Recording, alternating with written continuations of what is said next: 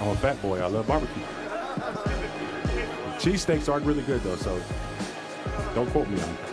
Honestly, I think the best Philly cheesesteaks are not in Philly, to be honest. I grew up on In-N-Out, but I've had a few Five Guys. And the Shake Shack, I don't turn any of them away. I mean, Jason Kelsey is the epitome of a leader. I mean,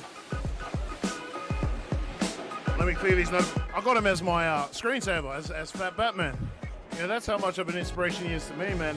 Can I just take my hand in? Oh, my gosh. Let's do a high five. Yeah! You can't tell my mom anything right now. She's an absolute superstar. And I just appreciate everybody kind of jumping on train and letting her have as much fun as she's been having, because it's been cool to see her in that light. Mom probably likes Travis more. She keeps trying to hedge her bet and say she likes me now because I have kids, and that's a good way I've kind of leveled the playing field with Trav. But the baby always gets the love from Mom. Andy Reid has the best impression of my voice. He doesn't do it in front of a lot of people, thankfully, but Andy Reid for sure has the best impression of my voice. Yeah, you gotta let the voice crack just a little bit, but he's got that's a unique voice he has. I know what the next question is. Am I gonna do it? I'm not doing it, but I appreciate you. I'm good, but not that good. You gotta have it like right here, and it's not. Most people think it's right here. It's like in the pits. You gotta love this. 180.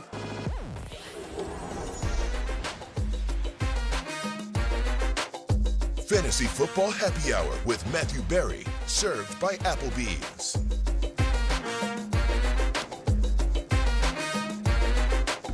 It is noon on the East Coast on Peacock, 10 o'clock local time in beautiful Phoenix, Arizona. It is the Happy Hour. He's Jay Croucher. I'm Matthew Berry. We are live from Phoenix at the Super Bowl, and those were the sounds of opening night, NFL's opening night last night. Everyone doing a Patrick Mahomes impression. Do you have a Patrick Mahomes impression, Jay Croucher? I don't have a Patrick Mahomes impression. I can do Michael Caine. That's where I leave it, though. Good to hear an Australian accent, though, in there. Jordan Mailata. Right. Can do an Australian accent. Can do a great Jordan Mailata impression. I'm doing it right now. What's your Michael Caine? Do you want me to do my Michael Caine? Let's do Michael Caine. And is this late Michael Caine like Batman, or is this like early Michael Caine? This is like Blame It on Rio, like I'll do any movie that comes along, Michael Caine. The Italian Job, really early Michael Caine. So right. Michael Caine, it's very, you're only supposed to blow the bloody doors off. She Not was bad. only 16 years old. You know what? Not bad. That was pretty good. Yeah. Pretty good. Hearing in my ear, the control room likes it as well. There What we do you go. know? A lot of 7 people out of say. 10. A lot of people say, "Why is Jay on the show?" He doesn't really seem to have a lot of talent. I think you just proved them wrong. There you go. Big A lot show of today, Matthew. We got Mark Andrews. We got Denny Carter, Lawrence Jackson, three of the best tight ends in the NFL. There. Exactly. Fantasy royalty today. A day of fantasy royalty. Mark Andrews, Denny Carter, and Lawrence Jackson will all join us, but not simultaneously. We had a team dinner last night. Yeah, that was fun. Yeah, that was fun. We're getting. I know producer Ryan was really obsessed with us talking about Phoenix yesterday. We didn't have as much to talk about. I feel we've got a bit more to talk about now. Starting to get in the Phoenix flow. Radio Row starting to really fill up. It's going to get really busy by the end of the week. Yeah. Still feeling really good about the air and the humidity in Phoenix. That continues to grow on me. And when I did my Ithaca College podcast yesterday, I crushed. Yeah. Destroyed it. Crushed it. Yeah. And what was so terrible is that not terrible, but like these poor kids, right? I mean, so like they're in college, right? You know, so you want to encourage kids to do well and everything like that. So they have to share a table with another university, and at this table there was this I assume another college student. This woman, and so they're sitting there and they're all nervous. They're all in like suits and they're like so excited to have me or whatever, and they're all nervous. And so they're sitting there trying to do this interview with me, but literally right next to them is this woman from another university that's just like on her phone, like blah blah blah. Hey, how you doing? Yeah, I just got here. Oh, I don't know, what party do you want to go tonight? Like whatever. Like I'm just like these poor guys are trying to conduct an interview, and she's literally like, you know. Yeah. No care in the world. I think your college girl impression beats my Michael Caine, by the way. That was top notch. Right. Exactly. I saw it on Instagram. Yeah. I got to TikTok it. I'm sure All right. people talk like that. Ithaca, Ithaca's exactly how catching they're a lot of talking. strays. That's exactly how young women in college talk today. Yeah. 100%. So very accurate. We got Ithaca, Mike McCarthy, by the way, Dak if you Prescott. if you heard this girl yesterday, it's actually a fairly accurate impression of her. All right, what do you want to get this show on the road? Do you want to get on the road? Want to talk about Patrick Mahomes and his ankle? Okay, So Patrick sure. Mahomes, he said he's God definitely. forbid we go 10 minutes without talking about Patrick Mahomes' ankle. Yeah. Says he's definitely feeling better than last week, and here is Patrick Mahomes talking about that ankle. I'm just going to make it real quick. I'll play through all injuries that the trainers will let me play through. I'll play through. So that's the list. As long as the trainers okay me to get out there, I'm going to play through it. Yeah, so Patrick Mahomes is going to play in the Super Bowl, Yeah. I suspect, and I think he's going to be okay. So here's my question for you. Do you think, if you're Chad Henne, Yeah. are you happy or sad about this? And let me break this down very quickly. So on the one hand, you're like, everyone wants to play in a Super Bowl, and here would be an opportunity to play in a Super Bowl. Not that I'm saying that I think Chad Henne is wishing ill on his teammate, but if Patrick Mahomes couldn't go through no fault of Chad Henne's, Chad Henne would be starting a Super Bowl this week. So on the one hand, you're like, this would have been an amazing opportunity for him in his career. On the other hand, you're sort of like, I got a pretty good gig right now. I like everyone likes me. I'm the backup. I got a shot at winning a Super Bowl ring here with Patrick at quarterback. No pressure on me. I came in for one drive against Jacksonville. I got us a touchdown. I threw a touchdown pass to Kelsey. Like, I'm good. Like, I'm basically plus money right now. I got house money here. Why go and lose a Super Bowl? I think it's the other way where he's playing with house money, and that if he comes into the game, say Mahomes goes down in the first series, then if Chad Henne comes in, if he loses the game, no one will think less of Chad Henne. Like, everyone just expects them to lose the game, and everyone will just remember, Mahomes got hurt and they lost. If he comes in and he wins the game, then all of a sudden he's Nick Foles, who's a legend in Philadelphia for all of time. Chad Henne becomes an NFL legend if he wins the Super Bowl in place of Patrick Mahomes. So is that your take? Is that he's rooting for Patrick Mahomes to go down in the first series so he can have that opportunity? Is that your official take? I think he's rooting for him to go down deep into the second quarter when they've got a 3-touchdown lead, and then Henne kind of steers them to victory in the second half. I think he kind of wants the lead first. I always wonder about that. Like, if I was Tony Pollard, I'd be cheering for Zeke to get 3 yards per carry, and I'd just be cheering for my own success at that point. It's a tough one, he's right? He's a bigger man than me. Yeah, it's a tough one. So in essence, just to play this forward a little bit, in essence, when you come on the air with me, you're like, well, I hope Barry's analysis is terrible. I hope he says something inappropriate on air, gets fired, because you're a heartbeat away from like this chair, from it being fantasy football happy hour with Jay Croucher. It's true. For I'm your right name, so right. I cheer for your failure every day. Now I understand. This entire season has just made sense to me. Entire season. Okay. Would good. you? I know how you work. Are you the type of person where you'd rather, just win the game or score 60 points and a loss playing basketball? So I'm the 60 points and a loss. Yeah, see, I'm the win the game. I know you're not. Absolutely, that's a lie. I believe it or not. Let's say it with a straight face. No one believes it. I swear to God, I am. I would rather. Here's Lying the on no. Here's national the television no. streaming Here's service. Believe me. Here's the truth. Producer Damien has got a thumbs down over there on the other side. No one believes me.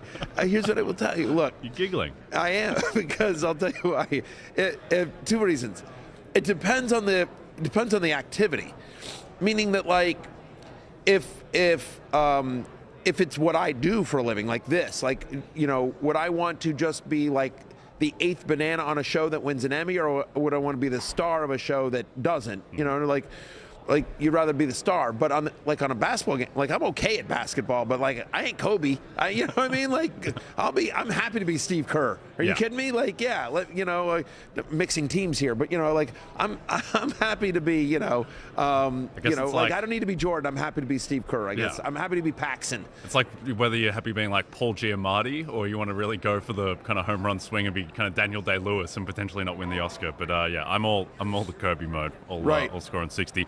That's fair enough. Let's talk about L'Jarius Sneed. He has cleared concussion protocol, so he looks like he is set to play. That's big news because, I'm not sure if it's underreported, but under-discussed perhaps with the Bengals, where we focus on the personal foul at the end of the game. We focus on Mahomes on the ankle. I think the real thing out of that game was that the Chiefs lost 5 players during the game, and it looks like they're going to get all of them back outside of Mecole Hardman, and we're looking at now a situation where pretty much everyone in this game is healthy. Yeah, and Snead is so important to that secondary and everything that he does. We talk a lot about how no team in the NFL gave up more touchdown passes than the Kansas City Chiefs during the regular season. But the fact is that over the course of the playoffs, and the last couple of games, they've actually been pretty good. They've played better, right? I mean, they held Trevor Lawrence to just 1 touchdown pass, I thought they played pretty good against Joe Burrow, all things considered, right? And so they made Joe Burrow look mortal. So I think this is important for the Kansas City Chiefs trying to slow down Jalen Hurts in the offense. Yeah, and the thing about the Kansas City defense, I think there might still be some perception that it's Patrick Mahomes carrying the team, and the defense is the 23rd ranked defense back when Mahomes was first reaching AFC title games. This defense is fine. It's like the 15th, 16th best defense in the NFL, about the same level against the pass as against the rush, and they've got guys like Chris Jones who can wreck plays. Exactly. I was just going to say the line has some talent. Yep, the line has some talent, but that's going to be, honestly, and you always say this is such like a football cliche, but it's true. Like, this is a game that I think will get somewhat won in the trenches, because again, the getting pressure on each of those quarterbacks is going to be important, especially given the potentially the limited ankle with Mahomes, potentially Hurts not 100% either.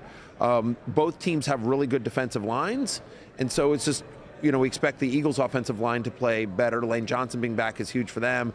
But can the Chiefs' offensive line, hold up? Yeah, there's actually a prop on BetMGM about Radio Row about how many times it will be said today that the game is won in the trenches. The over-under was set at 517.5, and we've just contributed to the over there, so that's good news. That is fantastic. Yeah, I would bet the over as well. Kadarius Toney. But do you not agree? I admit I think it will be one in the trenches. It is. Most games are. Listen, here's the thing about cliches. Cliches are cliches because they're true. Yes. They've been said so many times over the years, because they're true, and that's why they become cliches. Yes. With the trenches, I think the concern would be that, is it going to be a game like Kansas City-Tampa Bay in the Super Bowl, where the defensive line dominance of Tampa Bay just completely wrecked the game to the point where the game just wasn't viable anymore because Mahomes had no time to throw? The Eagles' pass rush is historic in terms of their sack rate and all of that, but I think the KC offensive line is good enough that it's going to keep Mahomes upright. Mahomes is amazing at avoiding sacks, at working in the pocket, avoiding pressure, so I think that they'll be okay on that front, and I do think that Chris Jones will have a moment or two. And that's the thing with the KC defense, is that the offense is so good, is that you just need a random sack. You just need a random interception, and that's enough for Mahomes because the passing offense is so good. Because the Chiefs' offense is so efficient that, if you win one possession, if you win 1 or 2 possessions, you get off the field and you give the Chiefs an extra possession, then I think ultimately that ends up making the difference here. And the other piece that I think, again, that people aren't really talking about that much is, Andy Reid's got 2 weeks for this game. And all the Andy Reid off the bye stuff is really real. He's 10-1 in the 10-1. I believe he's 10-1 in the playoffs with Mahomes in his career, including playoffs off of a bye. And so Andy's going to know this. They're going to scheme up a bunch of different things in terms of quick outs to Kadarius Toney or to Jerick McKinnon, or Pacheco's all of a sudden a pass catcher, and you'll see a lot of motion from multiple tight ends. They're going to do a lot of different things here to try to counteract that pass rush of the Eagles. Yep. Speaking of Kadarius Toney, Tyler Dragon, great name, from USA Today, said that Kadarius Toney told me he's definitely playing on Sunday. He suffered an ankle injury in the AFC Championship game. Obviously, Kadarius Toney does have some Samuel L. Jackson in Unbreakable Mr. Glass kind of vibes, but if he is healthy, then he's a game changer. So for those of you just listening to the audio, we've got a screenshot up of the tweet from Tyler Dragon, and his Twitter handle is @TheTylerDragon.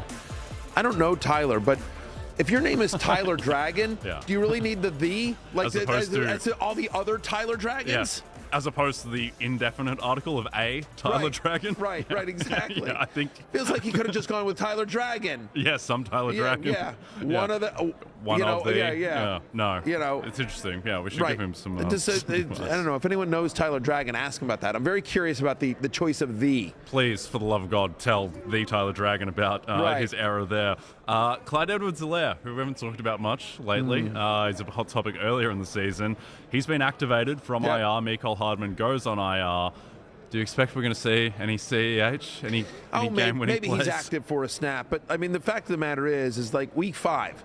Week 5 is the last time he had double-digit touches in a game, right? I mean, like, the last 2 games he was active, you think about weeks 10 and 11. Like, he was actually active for those games. In those games, he played 9 total snaps combined.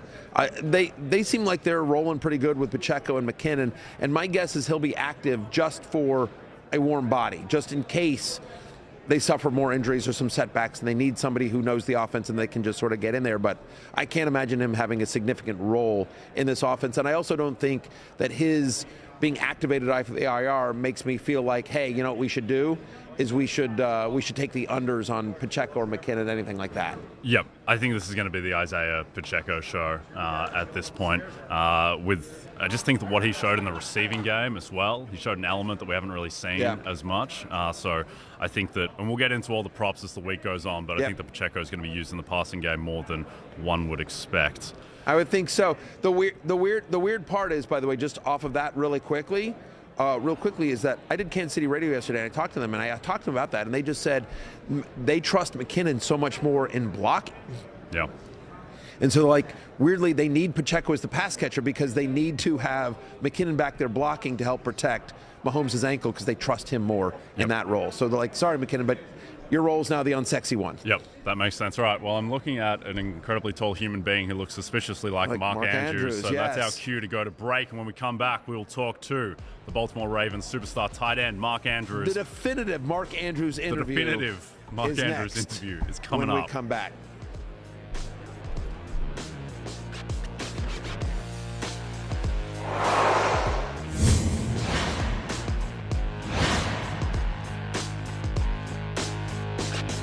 Hey, it's Matthew Berry from NBC Sports and Rotoworld.com. Just want to thank you so much for watching what you just watched, or at least being too lazy to click out of it after the autoplay just kept it going. So either way, thank you so much for just letting it scroll by your screen. And now I'd like to ask you respectfully, please subscribe to the NFL on NBC YouTube channel for the latest NFL news, fantasy headlines from Rotoworld, and betting analysis from NBC Sports Edge.